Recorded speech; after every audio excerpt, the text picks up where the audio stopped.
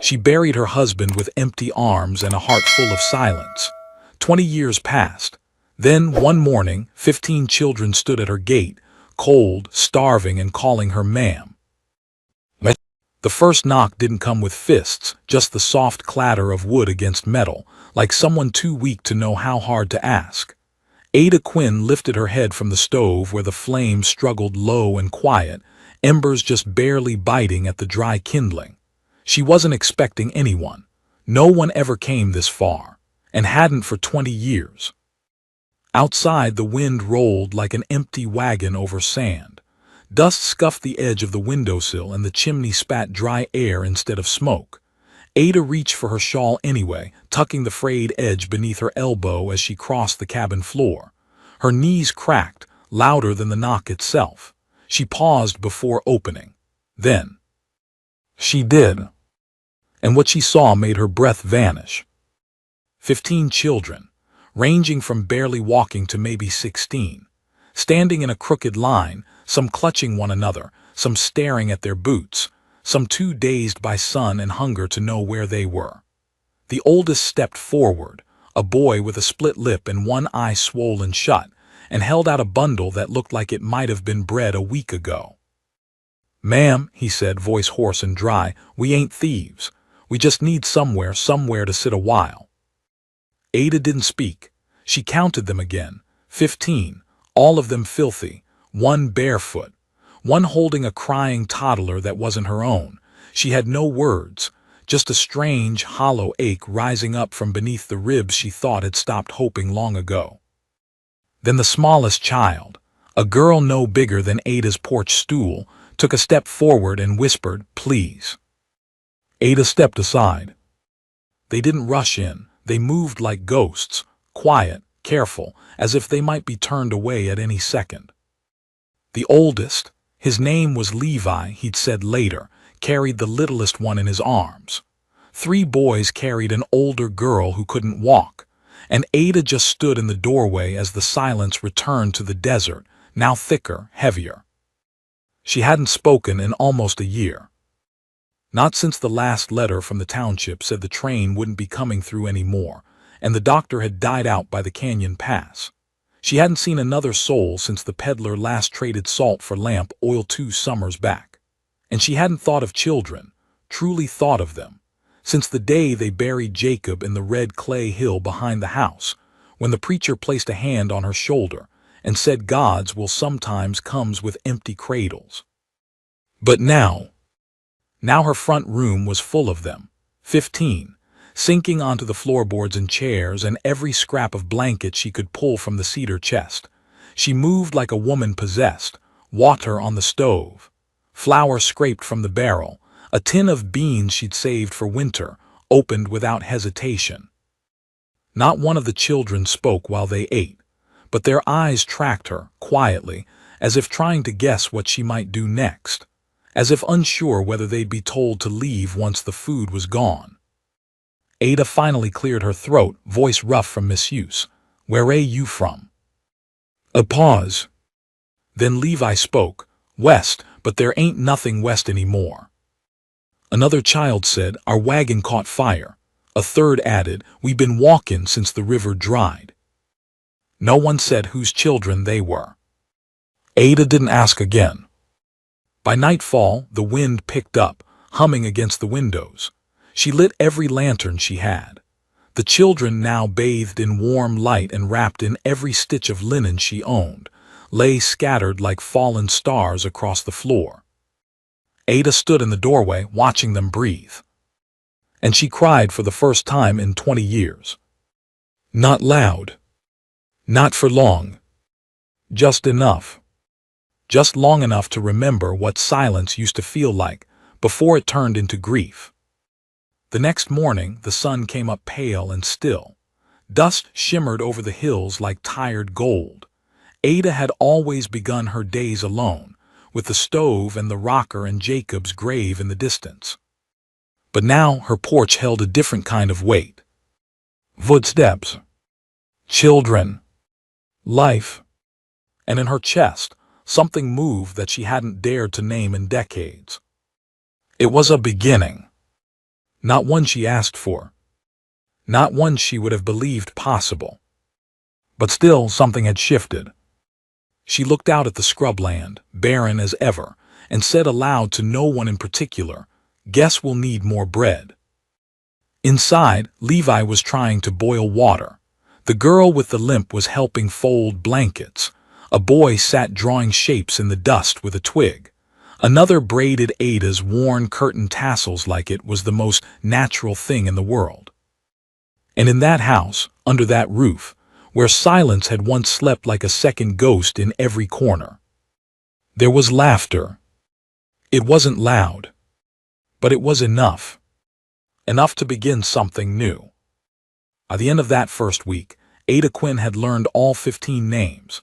She wrote them down in a ledger Jacob once used for cattle counts, printing each letter slowly so she wouldn't forget. Levi was the oldest, barely 16, a boy too thin to cast much shadow and too worn to remember what safety felt like. Then came Elsie, who'd once walked upright before her ankle had been broken by a runaway ox cart, or so Levi said. She rarely spoke, but she helped. Her fingers were quick, steady. She sewed like she'd been born, with a needle in her palm. The rest came like tides, clinging to each other in pairs or threes, brushing past her skirts in the kitchen, trailing behind her in the garden, which hadn't grown anything but disappointment in 10 years. There was Peter and Ruth, twins with big brown eyes and a secret language of shrugs and smirks. Lyle, who never stopped watching the horizon like someone was coming. Mabel, who sang under her breath and braided everyone's hair in the same crooked way. Jack, sweet-natured and slow-moving, who clung to Ada's hip the way she imagined a child might to their real mother. Each night they made pallets out of flour sacks and blankets. The cabin had once seemed wide and echoing, built for a family that never came. Now it bustled like a church before Sunday service. The floor creaked from motion. Doors stayed open. Laughter came in small bursts, tentative, then bolder. The silence was still there, but not so heavy. It had to make room now. Levi never said where the rest of the adults had gone, or who the children truly belonged to. He just thanked Ada every night, quiet and gruff like a man 50 years older than his bones, and made sure the younger ones didn't cause trouble. Ada didn't press. She de-learned through long winters and dry years that some truths didn't need prying. If they wanted to speak, they would. If not, she'd still feed them. But one night, long after the others had drifted off to sleep, Levi came to her porch with his arms crossed and his voice thin. "I think they mean to come looking." Ada sat up straighter in her rocker. "Who?" "The ones that sold us. Not all the grown-ups died when the wagon burned. Some ran off, some stayed behind, but a few," his jaw clenched. "They wanted to sell the little ones. Some already were." Ada felt something cold settle in her stomach. "And you?" "I waited until they weren't looking. Took all the ones I could." He looked down at his feet, ashamed of something he should have been proud of. "Figured we'd keep going till someone said stop." Ada rose, went to the stove, poured 2 tin cups of tea, and handed one to him. Her hand brushed his. "Well," she said softly, "you made it to stop." He looked up at her, something shifting in his eyes, and she thought, maybe just for a moment, he looked like a boy again. They didn't speak more that night. But when Ada turned the lantern low, she placed Jacob's old rifle by the door for the first time in years. Just in case. That winter came hard and early. Snow fell in sheets, and the wind howled like something half alive across the plains. Ada had never shared the bed she and Jacob built. But one night when the temperature dipped below freezing and the youngest, Emmy, couldn't stop shaking, Ada pulled her into bed and told the others to pile in too. By morning, she was blanketed in warmth. Dozens of small limbs tangled around her like ivy. And for the first time in 2 decades, she woke to the sound of breathing not her own. There were struggles. The roof leaked during the second storm. One of the boys, Reuben, got fever and nearly passed. Food ran low, not out but close. Still, none of them ran. And Ada never sent them away. The snow turned to mud. The mud turned to grass. By spring, they'd learned to grow things again. Mabel coaxed life out of the garden.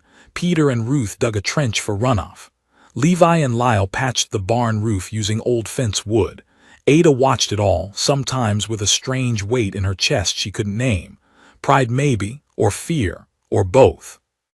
Then one night, as the stars blinked wide above them and the air held the scent of new growth, a man rode up the trail.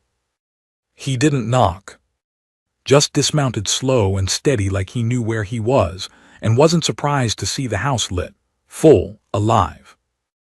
Ada stood on the porch with Levi beside her.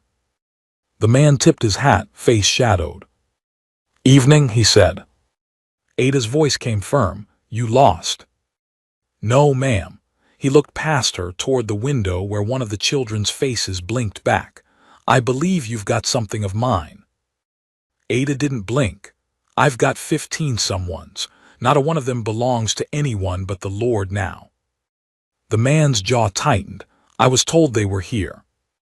"Then you were told wrong." She placed her hand lightly on the doorframe. "Unless you're offering help or food, I suggest you be on your way." He didn't move. Just stared. Then his gaze shifted to Levi. "I remember you," he said. "You pulled a knife on me in the canyon, took a girl off my wagon." Levi didn't speak. The man took a step forward. Ada reached inside the door. Her fingers touched cold iron. She pulled the rifle from its hook, leveled it low but steady. "You take another step and I'll bury you next to the fence post." He froze, stared at her hard, then smiled sharp and cruel. "You think they're safe here?" "No," she said plainly, "but they're not afraid anymore, and that's worth something." He tipped his hat again, but this time mockingly. "You've made yourself a nest of trouble, miss, and I don't imagine it'll end quiet." Then he mounted his horse and rode into the dark. Ada did lower the rifle for a long time. Behind her, Levi let out a breath he hadn't realized he was holding. "That was him," he said. Ada nodded. "I know. You think he'll come back?" Another pause. "I hope he does," she said. That night she didn't sleep. Not because of fear. Because of purpose. She hadn't had one in so long. Now it beat steady inside her like a war drum. She had children to protect. And a life worth keeping. The next morning came with no sound but wind in the chimney and spoons tapping against bowls. The children ate without speaking, sensing the air had changed, though few of them understood why. Ada moved like usual, measured steps, soft words, but her eyes flicked to the door too often. She checked the latch 3 times before dawn and had moved Jacob's rifle closer to the hearth, cleaning it while pretending to polish the kettle. Levi saw. He didn't say a word. But when he went out to chop wood that morning, he made sure to stack it high against the windows on the north side, just in case. By the second week, they'd all felt the shift. They learned to keep their shoes near their bedrolls, keep the door bolted even when the sun sat high. Ada started walking the perimeter of the cabin every evening, a quiet patrol no one asked about. She'd come back with wind-chapped cheeks, a folded map in her apron pocket, and a fire in her that hadn't burned this hot since she buried Jacob beneath the stone cross by the sycamore. Peter and Ruth grew quiet again. Elsie moved faster, nervous. Even Mabel stopped humming. But Ada didn't waver. She taught them to keep going even when fear set in, especially then. By mid-March, their little cabin began to look less like a refuge and more like a fortress. Wooden planks sealed cracks in the siding. Window slats were reinforced. And behind the barn, Levi had dug 2 long trenches where he said water might flow or people might fall if things got bad. "Ada," Mabel asked one day, sitting cross-legged near the root cellar where carrots were stored, "are we in trouble?" Ada looked up from her planting. "No, darling, we're in a world that's made for wolves, but we've got too many hearts to feed to be afraid of teeth." Mabel didn't quite understand it, but she smiled anyway and went back to tying bean vines. And then the letters came. The first one arrived in a neat envelope, carried by a courier boy on a bay horse. He'd ridden up smiling until he saw the rifles stacked on the porch, then handed the note over with shaking fingers and turned right back around.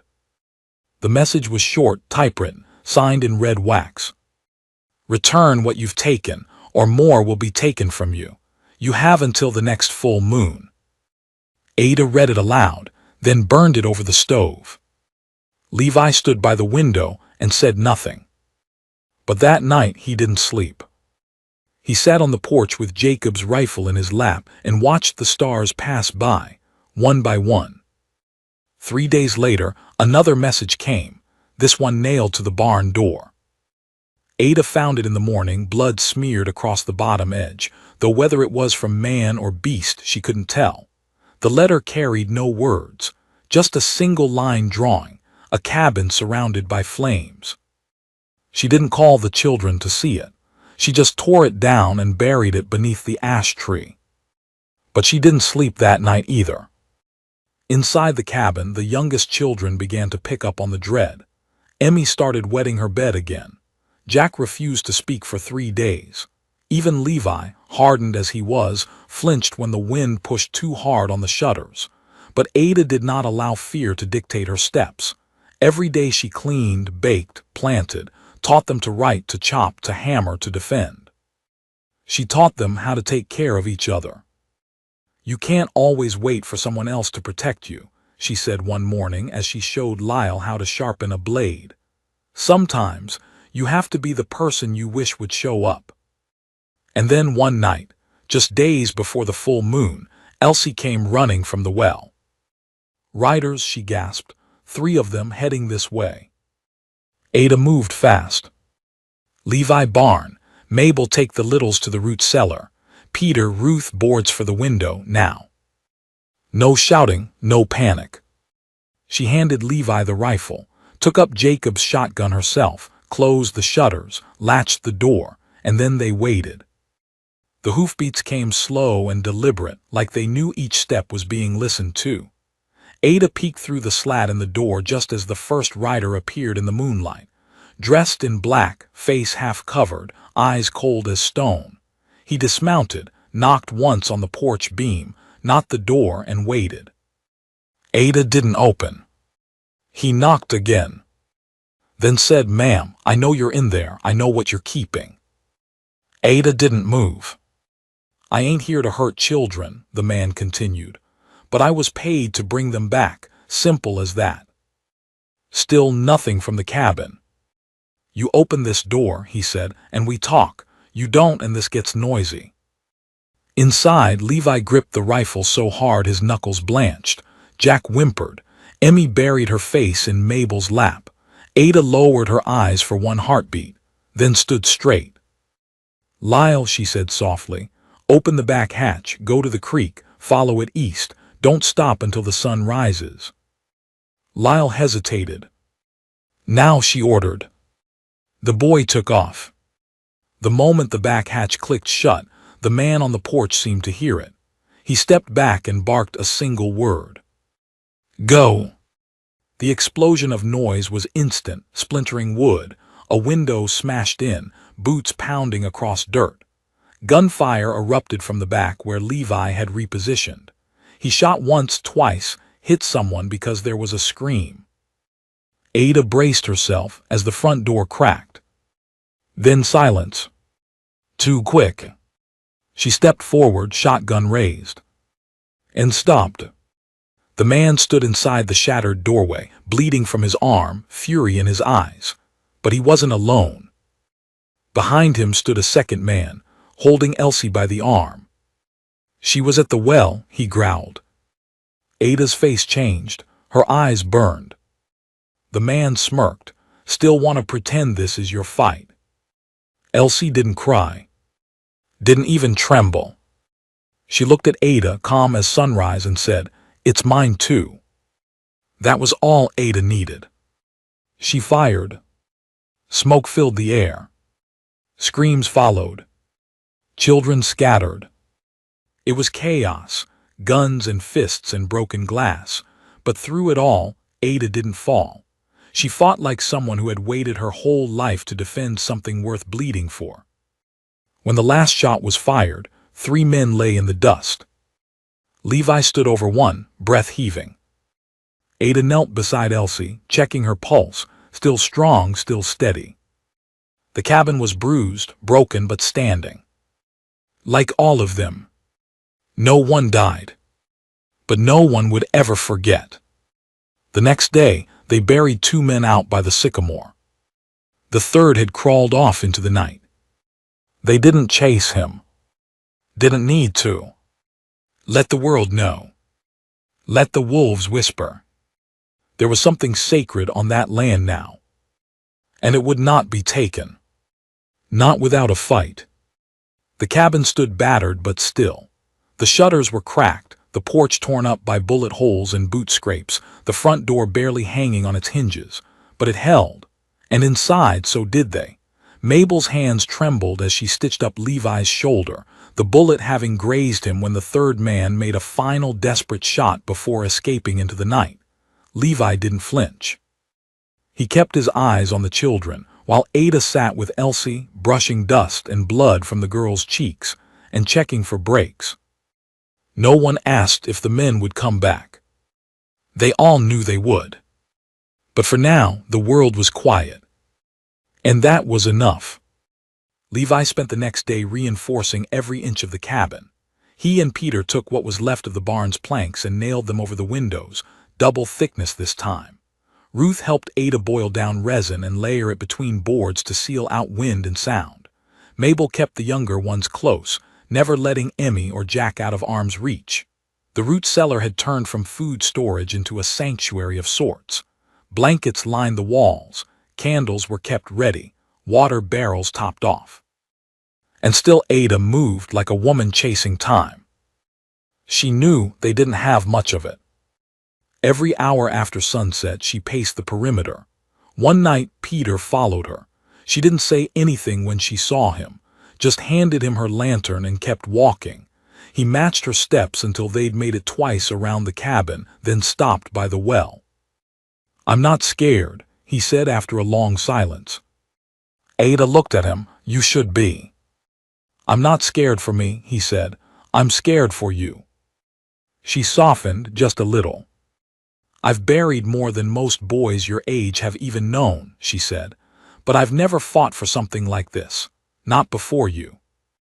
He nodded. "Then we fight together." And they did. The children trained in pairs now. Mabel showed Jack how to carry water in silence. Ruth taught Emmy how to wrap herbs for fevers. Levi sharpened nails and tied them to planks to set beneath the porch. Ada built a second hidden hatch beneath the hearth, barely wide enough for 2 of the smallest to crawl through, but just deep enough that it might matter. But it wasn't just preparation. There were moments that shimmered between the worry, moments that reminded them why they were fighting at all. Like when Elsie sat on the cabin floor and sang to Emmy, soft, wordless tunes that sounded older than the desert itself. Or when Peter taught Ruth to carve her name into wood, her eyes wide as the letters took shape beneath her thumb. One morning, Levi returned from checking traps with a rabbit so large they all gasped.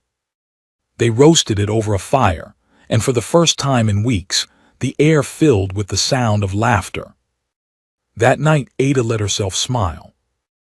She remembered a time 20 years earlier when Jacob had set a pie to cool on the windowsill just because she'd told him she missed the smell of her mother's kitchen. That memory stayed with her as she watched these children sleep, scattered across her floor, their breaths deep and even. She knew then she'd burn the world down before she let another soul take them. But the world didn't wait. It came back sooner than expected. 2 weeks later, the dog barked. Not a bark of warning, no growl, no snarling, just a strange, uncertain sound that made Ada look up from her sewing. A horse, not galloping, trotting, a single rider. She stepped to the porch, rifle ready, and watched as the figure approached. Dusty hat, long coat, saddle bags heavy on both sides. The sun cast him in silhouette until he drew near enough for her to see the white hair tucked beneath his collar. "Miss Wren," the man said, tipping his hat. "Or is it still Wren?" Ada stiffened. "Who's asking?" He dismounted slow, careful. "My name's Hart, Samuel Hart. I knew your husband." Ada lowered her gun an inch but didn't blink. "Lot of men knew Jacob." "But not many buried beside him," Hart said. That stopped her. "What do you want?" He looked past her, at the windows boarded up, at the children peeking through cracks. "I came to help," he said. "And because those men that came for you, they're not done. They're part of something bigger." Ada stared at him. "I don't know you," she said. "You knew my brother," he said, "and he died trying to protect something too." That night, after long talks and longer silence, Samuel Hart stayed. The children didn't know what to make of him. Emmy clung to Ada's apron and refused to speak when he entered. Jack glared like a wild pup guarding his den, but Hart didn't press. He offered stories instead. Sat on the porch, whittling wooden birds and telling of towns he'd seen burn and folks he'd seen survive anyway. Over time, the children softened. And so did Ada. Because Hart came with more than stories. He came with maps, names, and the truth. The men who tried to take the children weren't just slavers or outlaws. They were part of a trade ring, powerful, funded, connected from one side of the plains to the other. And someone had sent them with a price, not for all the children, for one. "You're saying one of them's worth something to them?" Ada asked one night. Hart shook his head. "I'm saying one of them is someone." He unrolled the parchment across her table. "Names sound familiar." Ada read it. Slow. Then blinked. Elsie's full name. Not the one she gave. The one Ada had only seen once, carved into a stolen locket Elsie wore hidden beneath her dress. Elizabeth Margaret Vanrow. Hart nodded. The Vanrows are one of the oldest families east of the Rockies. Old money, old secrets. That girl disappeared 3 years ago. Ada felt her pulse climb. "She doesn't know," Ada said. "She doesn't need to," Hart replied. "But the men who do, they're not giving up." The next days blurred. Ada told no one. She watched Elsie more closely, seeing now what she'd missed before. How the girl never spoke of her parents, how she flinched at the mention of carriages or silk. How the locket never left her skin, not even when she bathed.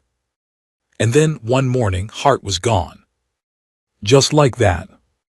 No note. No sign. Only a trail of hoofprints leading west. The children searched for him. Called for him. But he was gone. And with him, Ada's sense of the edge. She knew the wolves were circling again. But this time, they weren't just coming for the children. They were coming for history. And for blood. And the only thing standing between them, and that legacy, was her. The moon hung low that night, swollen and veiled in cloud, casting a ghost light over the sand as if even the desert held its breath. Inside the cabin, Ada Wren sat beside the fire, her hand wrapped tight around a mug gone cold. The children were asleep, most of them. She could hear Jack stirring now and then, the boy dreaming loud like always, mumbling things he'd never say in daylight. Ruth slept closest to the door, curled like a cat beneath a heavy quilt. Peter and Levi lay shoulder to shoulder, both too proud to admit they kept watch even while dreaming. But Elsie sat awake. Not near the others. Not near Ada. But on the stairs, halfway up to the loft, staring at the locket in her hands.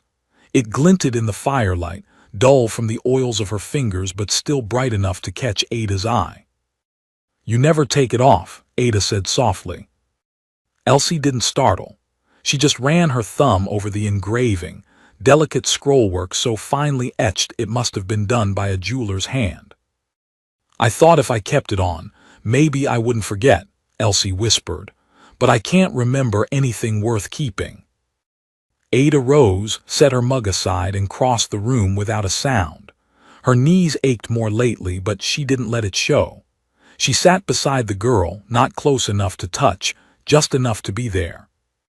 "You remember enough," Ada said, "more than most would." Elsie looked at her, eyes glassy. "Do I?"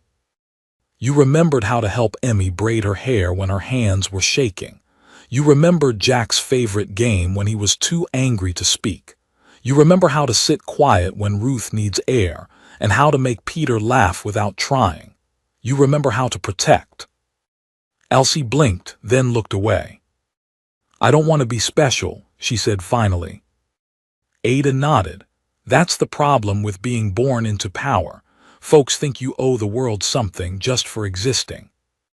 Elsie held the locket tighter. "I think they're coming back." Ada didn't lie. "Yes." The silence that followed wasn't fear. It was decision. That night, Ada didn't sleep. She went outside once the fire died and the wind picked up, and stood in the sand until her feet went numb. She didn't flinch when a coyote called far off. She didn't blink when the stars flickered through a veil of dust. She just stood, the cabin behind her like a heartbeat she couldn't turn away from. And then came the morning. And Hart returned. Only this time, he wasn't alone. 2 riders flanked him, both young, both armed, both with the kind of quiet edge that said they'd survived more than their faces let on. 1 woman, 1 man. Names were short, Rue and Jalen. They spoke little, ate fast, slept even less. They weren't travelers. They were soldiers, not for a flag, for something else. Hart explained over the table, while the children ate quietly in the next room. "There's no court that'll save her," he said, nodding toward the wall, knowing Elsie sat just behind it. "The Vanros won't admit she's theirs. Not after 3 years gone. Not after how she left." "She ran," Ada said. "She was taken," Hart corrected. "Then ran. No one looked. Too many enemies, too many secrets. But the men chasing her now, they're not just trying to bring her home." Ada's jaw clenched. "They want her quiet." Hart's eyes darkened. "Exactly." Jalen unrolled another map. The entire southwest region marked, routes and safe houses and names scrawled in ink that hadn't dried more than a week. "They'll come from the east this time," Jalen said, "up through Tallow Ridge. They'll avoid the main roads, too exposed." Rue added, "They won't knock, they'll burn you out." The plan formed slowly. Not to run. Not to hide. To hold. Ada wouldn't leave. The children wouldn't either. And Hart, despite the years in his bones and the ghosts in his stare, agreed. They built trenches. Set up flares. Laid traps a mile wide. The younger children were moved into the old goat pen, now fortified with boards and hay bales and 2 escape hatches leading into root tunnels. Mabel helped Emmy write goodbye letters just in case, but tore them up the same night, saying, "If I go, I'm going with dirt on my hands and not a word left unsaid." Every evening they trained. Every morning they waited. And then just after dawn on the 6th day, the first shot rang out. Not close. Not aimed. Just a message. They were here. Ada grabbed her rifle. Peter ran to the back. Levi checked the upper loft, while Ruth pushed the younger ones through the tunnel toward the goat pen. "Remember what I told you," Ada called after them. "Don't cry, don't call out. Don't move until the sun hits the gate." The children nodded. And vanished. Rue and Jalen took the flanks. Hart stood at the front porch like it was his own grave, and he decided to decorate it. The next 2 hours were silent. Too silent. Then came the riders. 7 of them, all black coats, red scarves, no insignias, no names. Ada recognized one, the man who tried to take Ruth weeks earlier. His face still bore the scar Levi had carved down his jaw. He raised a hand. "You've got something of ours," he called. Ada didn't reply. "You've got something with our name on it." he continued, "and we're here to collect." She raised her rifle. Try. Gunfire erupted like thunder. The first volley split the air, shattered wood, sent splinters into Ada's cheek. Hart fired twice, clean and quick. One man dropped from his horse. Jalen moved like shadow, ducking and rising, hitting targets from the upper loft like he'd done it in another life. Ada reloaded. Fired again. The attackers didn't retreat. They regrouped. From behind a ridge came more riders, 5 this time, fresh, well-armed. Rue cursed under her breath and called down from the barn roof, "They're flanking." Ada shouted to Peter and Levi, "Hold the west line." Then everything blurred. Smoke filled the yard. Fire licked at the fence. Ada shot one man off his saddle, ducked as another bullet grazed her shoulder. Hart fell near the porch, bleeding from the side but still conscious. Ruth dragged him inside. Peter screamed from the barn, hit but alive. Jalen and Rue pushed back, forcing the attackers to retreat toward the ridge. And then came the scream. Not from the battlefield. From underground. From the goat pen. Ada's heart dropped. She ran faster than her body allowed, faster than thought, and yanked open the hatch. It was Elsie. Gone. The tunnel empty. A hole clawed open at the far end, fresh dirt, footprints, one too small, one too large. Ada didn't stop to think. She dove and vanished into the dark. The earth closed around her like a womb, tight and damp and suffocating. Ada Wren crawled with one hand on her rifle and the other pulling herself forward through the collapsed tunnel, breathing shallow to keep from coughing in the dust. The walls around her groaned with age and strain, beams creaking under pressure. But the prints were there, just ahead. Barely visible in the thin light of her lantern, one was small and staggered, the other pressed deep into the dirt, methodical. Adult. Male. Elsie had been taken. And this wasn't random. This was coordinated. Ada had lived long enough to know when danger was a beast and when it was a man with a map. Whoever dug into that tunnel hadn't done so on instinct. They'd known where the children were hidden. That meant betrayal, or worse, espionage.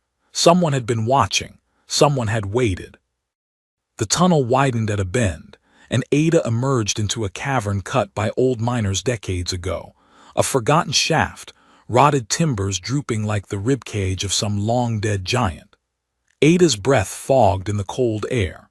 A wet trail on the floor told her the stranger had been dragging his boot, likely injured. She crept low, following it until the tunnel gave way to open desert. She emerged behind a tumble of rock, the rising sun stabbing across the plains like blades. She squinted toward the ridge. There they were. 2 figures. One slumped over a saddle, Elsie, her arms bound, her face buried in the rider's coat. The man didn't ride hard. He moved steady, like he wasn't afraid of being chased. Ada raised her rifle and took aim, but paused. Too far. Too much wind. Too great a risk of hitting the girl. She cursed under her breath and slipped behind the rocks, heading for her mare tethered in the dry brush. The saddle was already packed.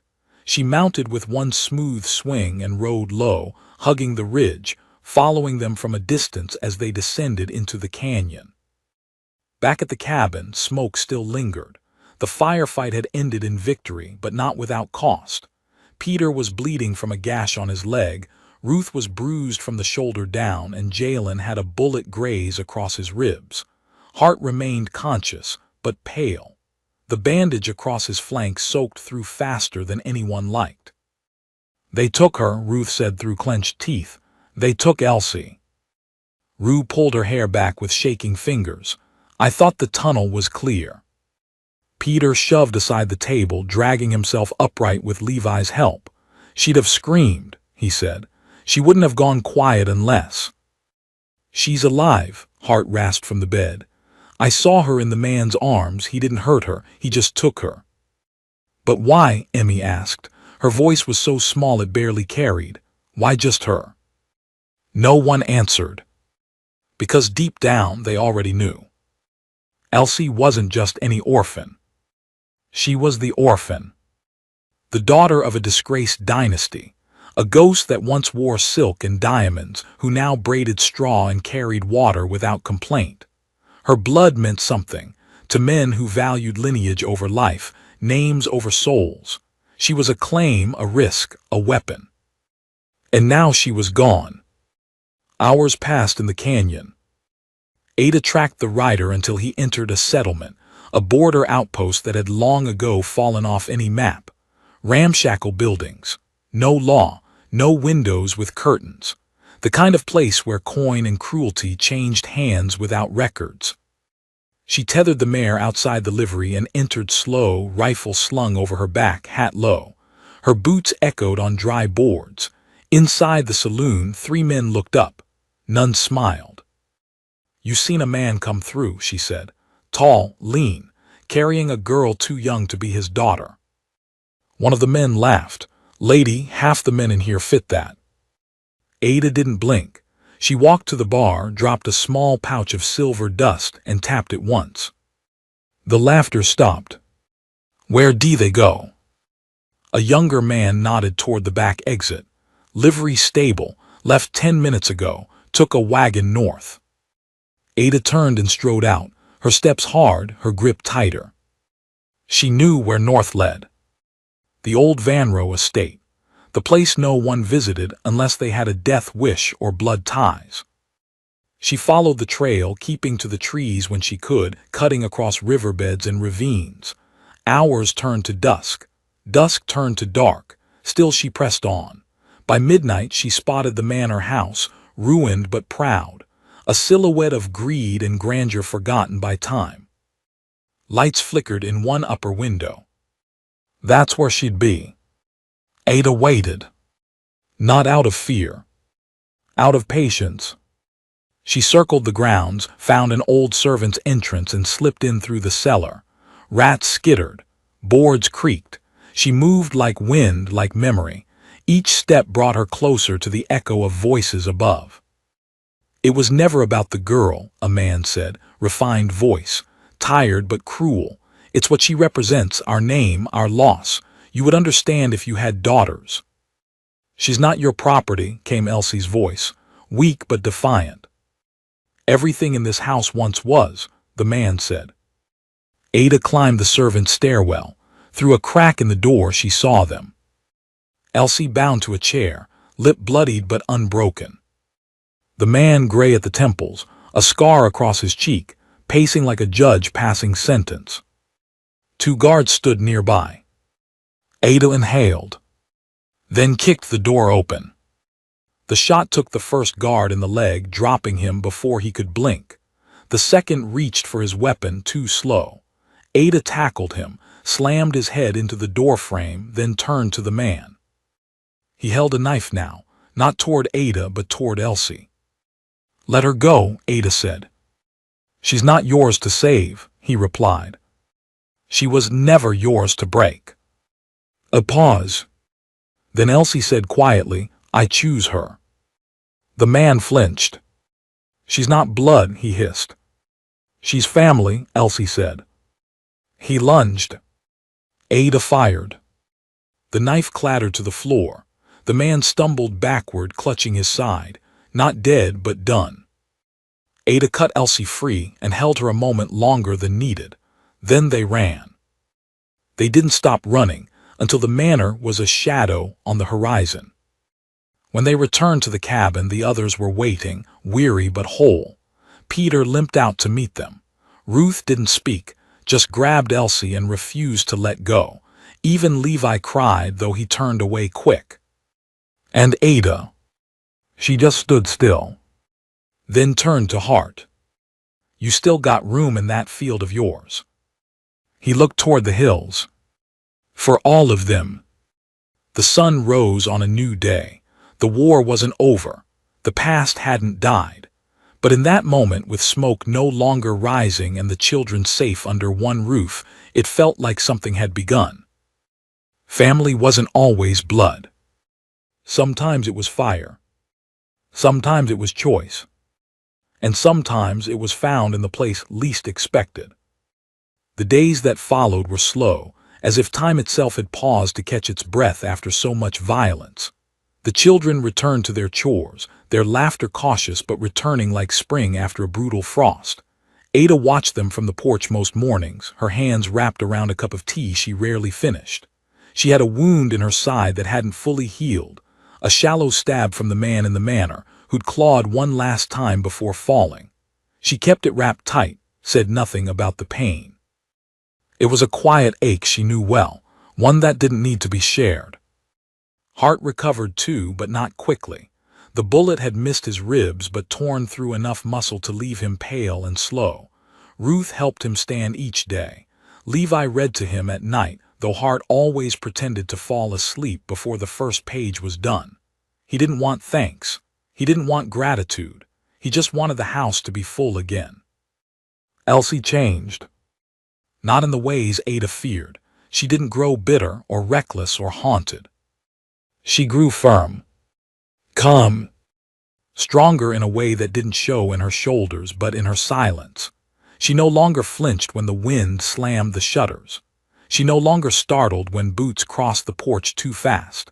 But she never went anywhere alone now, and she always kept a knife tucked under her sleeve, hidden in a ribbon she wore at her wrist. She walked every inch of the land in the days that followed, mapping escape routes, noting where the goats wandered too far, teaching Emmy and Jack how to recognize boot prints that didn't belong. She never said what she was preparing for. She just did it, and Ada let her. One morning, while the children milked the goats and Hart slept in the loft, Elsie came to the porch and sat beside Ada. The silence stretched long. "Then why did you stay?" Ada sipped her tea. "Because I knew you'd come back." "No," Elsie said. "I mean all of this. The children, the pain, the work. Why not leave it to someone else?" Ada stared out across the desert. The sand shimmered in the heat, and the mountains loomed in the distance like quiet gods. "Because no one else was coming," she said. That night Ada couldn't sleep. She went to the kitchen and opened the drawer where she kept her late husband's journal. She hadn't touched it in 20 years. The pages were thin and worn, full of plans that never came true, of a ranch that was supposed to thrive, of children that never came. She read until the candle burned out. In the morning, she did something strange. She took the journal, walked out to the main yard and built a small fire. The children watched in silence. Ada said nothing, just set the book into the flames and let it burn. "What was that?" Ruth asked quietly. "A beginning," Ada said. Later that week, a man came riding in from the east. He didn't look like a threat. But neither had the last man. Ada met him at the gate, her rifle in her hand. He raised both arms, smiling. "Name S. Jude," he said. "I heard about the kids, about the woman who took in 15 orphans and told the desert to mind its manners." Ada didn't smile. "What do you want?" He nodded toward the satchel on his saddle. "I'm with a church, out of Abilene. We're building something, a school, for orphans, for girls who have never had a last name." Ada narrowed her eyes. "We don't need handouts." Jude shook his head. "It's not a handout, it's a seed." She didn't invite him in, but she didn't run him off either. He stayed 2 nights, talked to Ruth, played cards with Levi, read the Bible with Emmy and Mabel. He never asked for anything, just listened. On the 3rd day, he asked Ada again. "Would you let us help?" Ada looked at the children, scattered across the yard, chasing goats and climbing trees, and trying to stitch together the kind of life they'd never known before. Then she nodded. If they wanted. That was the beginning of something new. A year passed. The ranch grew. More children came, runaways, strays, girls no one claimed. Not all stayed, but many did. Ada built more rooms. Hart helped when he could. Peter turned out to be a better carpenter than anyone expected. Ruth became a teacher. Levi and Jack trained the newcomers how to ride, how to shoot, how to listen to the wind and know when something was wrong. And Elsie, she became the gatekeeper. She was the first to greet any new child, the last to let anyone leave. She wore the locket still, though she never opened it. She said the memories inside didn't belong to her anymore. One evening, Ada found her sitting beneath the tree where they'd buried the old goat, the one that refused to die until the storm passed. "Do you think it'll ever be safe?" Elsie asked. Ada sat beside her. "It's not about safe," she said. "It's about worth it." Elsie nodded. She understood that now. And on the 2-year anniversary of their battle they held a service, just a quiet one, heart read from the Psalms. Ruth sang. The children lit candles for those they'd lost. No names, just flames. A soft, glowing reminder that even in the deepest dark, someone had chosen to stay. That night, as the candles burned low and the wind shifted from east to west, Ada looked around the porch where 15 children laughed and fought and loved and healed. And she finally let herself believe that maybe, just maybe, the end of her story had never been the cabin in the desert. It had always been the family that chose her back. Spring came like a whisper, not with bright banners or celebration, but with the slow greening of weeds between stones and the delicate bloom of wildflowers beneath the porch steps. The land hadn't softened, it never did. But there were signs, subtle things, birds returning, rain that lasted longer than a minute. Even the wind, once full of teeth, now brushed the ranch with something like grace. It had been 2 years since the first knock on Ada's gate. 2 years since 15 children stood in her yard with empty bellies and fuller hearts than they'd ever been allowed to carry. 2 years since Ada's silence was broken, since her house went from echo to warmth, since her kitchen filled with clumsy feet and louder voices. She had a family now, not by blood but by fire and choice. Hart still lived in the loft, though he'd grown slower. The wound in his side healed stiff, and he favored it without complaint. The children respected him like a quiet monument, solid, unmovable, theirs. Every Sunday he read the good book on the porch, his voice deep and slow. Mabel would sit by his feet and hum along when he paused, always just a little off tune, always smiling like she knew something sacred he didn't. Ruth had become the soul of the house. She managed supplies, cooked meals, oversaw bath nights, and argued with the merchant in town every Tuesday to get one more sack of flour for $1 less. Her hair had grown long again, and she braided it the way her mother once did. She rarely spoke of the past, but once, when a new girl named Lydia arrived with bruises hidden behind her collar, Ruth sat with her on the porch for hours and said nothing. And somehow, Lydia cried anyway. Levi and Jack were men now, or close to it, taller than Hart, more reckless than they should have been, but steady in the ways that mattered. They taught the younger boys how to ride, how to repair saddles, how to treat a wound and stand in a fight without swinging first. Jack carved a flute from pine and played it when he thought no one listened. Levi watched over the chicken coop like it was sacred. And Ada, she hadn't changed much on the outside. Still wore that same threadbare shawl, still tied her boots twice every morning, still woke before dawn and checked the gates herself before anyone else opened their eyes. But she laughed more now.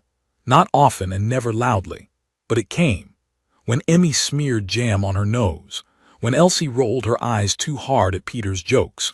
When Jude stopped by and pretended not to want another slice of cornbread. Ada would glance at him sideways, slice the bread anyway, and hand it over with that tight-lipped almost smile that had become her version of joy. Jude visited often, never stayed more than 3 days, never less than 2, always brought books or bolts of cloth or a broken toy someone in town said was beyond fixing. He always fixed it, said it gave him purpose. Ada didn't ask more. She knew better. Some men came with too many words. Jude came with his hands and his presence, and that was more than enough. One evening a letter arrived, wrapped in oilskin bearing the mark of the circuit judge out of San Marcos. Ada opened it with steady hands and read in silence. When she was done, she handed it to Ruth, then walked out to the porch without saying a word. Ruth followed, heart tight. "They want to recognize the ranch," Ruth said slowly, reading the lines again. "Officially, register it as a shelter, a school." Ada nodded once. "You gonna say yes?" Ada didn't answer. Instead, she looked out across the yard where the children ran, where the fence held, where the sun dipped low behind hills that once felt like a prison. "It won't be ours the same way anymore," she said finally. "Once it's on paper, once there's rules." Ruth lowered the letter. "It'll still be yours. You gave it to us, all of it." And it was true. Not because Ada had built it, though she had, plank by plank with sweat and bruised hands, but because she stayed when she didn't have to. Because when 15 children knocked on her soul, she opened the door. That night they voted. Around the table with cornbread and beans, with candles burning low and hands held tight. Every child, every heart, old enough to speak and brave enough to dream. 15 said yes. Ada didn't vote. But she smiled. By midsummer, the schoolhouse was built. Just one room, rough planks and open rafters, but full of chalk and promise. Jude helped install the bell. Levi carved the sign. Ruth taught the first lesson with shaking hands and steel in her voice. The youngest girl, Rosie, spelled her name wrong on purpose just to make Ruth laugh. They planted a garden that year. It took all of them, day after day in the sun, hands blistered and clothes soaked through. But the dirt gave back, squash, carrots, tomatoes that never quite ripened on time but still tasted like victory. And in August, a boy came riding alone. No shoes. No name. Just a ribbon tied around his wrist. Ada met him at the gate. He didn't speak. Just held out his hand. And she took it. He never left. The ranch grew.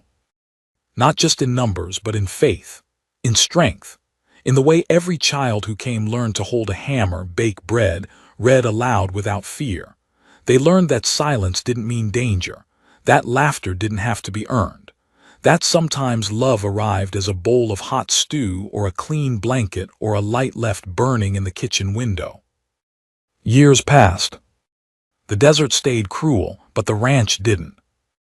Elsie came back from school in Abilene one spring, with ink stains on her fingers and a diploma in her hand. She kissed Ada's cheek and unpacked her bags like she never meant to leave again.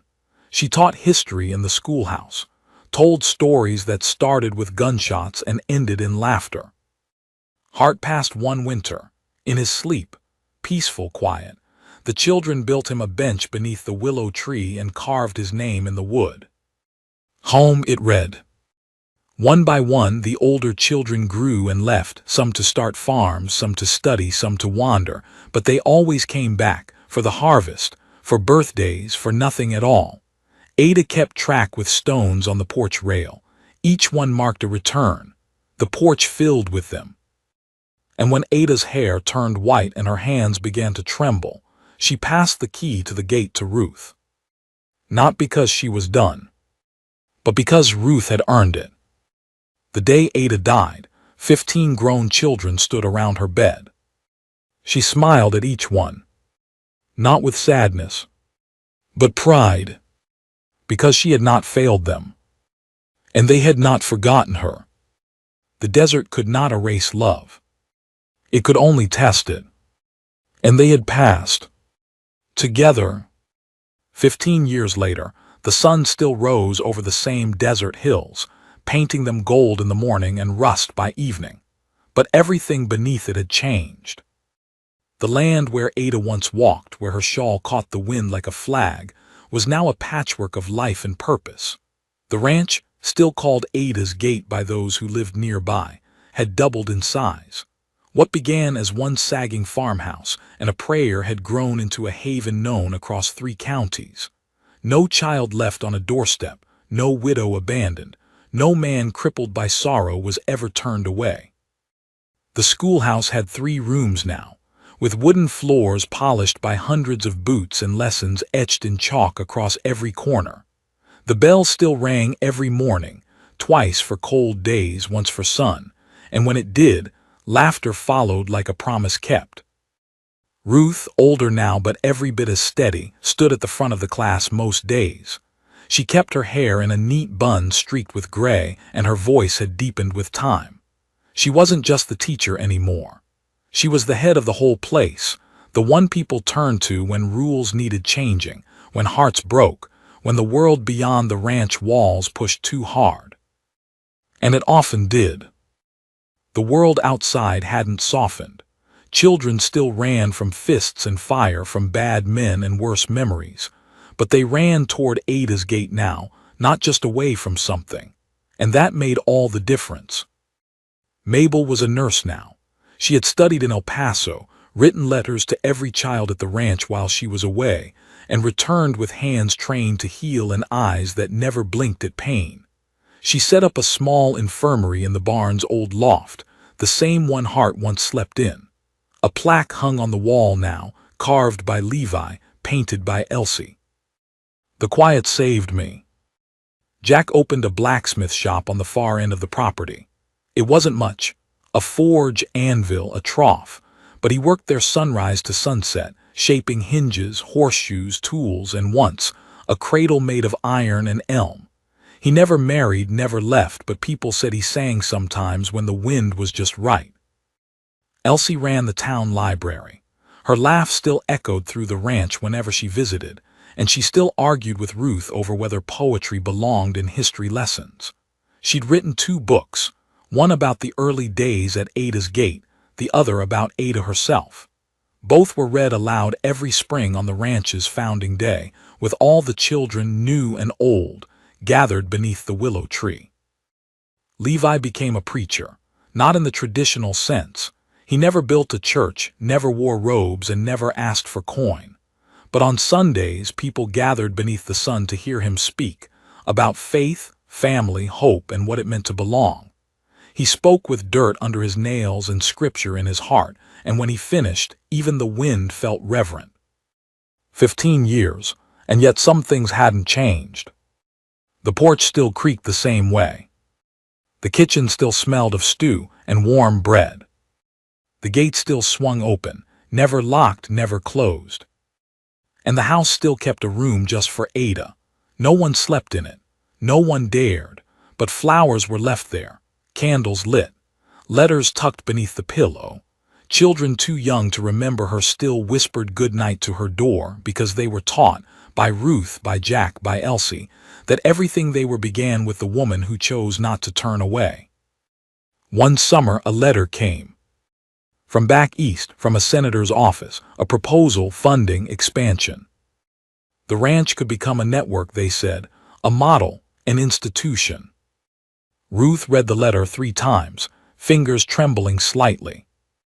She gathered the others. They sat around the same table Ada once presided over, though now it was longer, wider, surrounded by more chairs than ever before. Ruth laid the letter down. They want to take it national, she said. They want to send more children, build more homes, train more teachers. Levi nodded slowly. Sounds like a blessing. But they want to change the name, Jack said flatly. They want something modern, something that doesn't sound like one woman's porch. The room went quiet. Mabel, standing near the hearth, spoke last. If we do this, we do it our way, her way. The porch stays, the name stays, the gate stays open. Ruth looked around the table. 15 years. 15 children. Now 15 grown souls. And behind them, dozens more. They voted. Unanimous. Ada's gate would remain Ada's gate. The government would send funds, volunteers, doctors, tools, but the spirit would stay rooted in the desert, in the silence Ada broke with love. And as the years rolled on, the ranch did become something larger, a beacon, the kind of place stories were written about that reporters visited and left speechless, but the core never shifted. Because every new child who arrived barefoot and shaking was still greeted with warm stew and a soft blanket. Every child still carved their name into the porch rail. Every one of them still had to learn to plant something, anything, and watch it grow. And every spring, the bell rang a little louder. One day a woman arrived, hair graying, eyes tired, carrying a boy with a broken arm and a girl who hadn't spoken in weeks. She stood at the gate for a long time, unsure, dusted her dress, turned to leave. Ruth appeared in the doorway. Didn't ask her name. Didn't ask what happened. Just said the words Ada had once spoken to her. "You're home now, come in." The gate swung open. And the desert, for a little while longer, became something more than just sand and sky.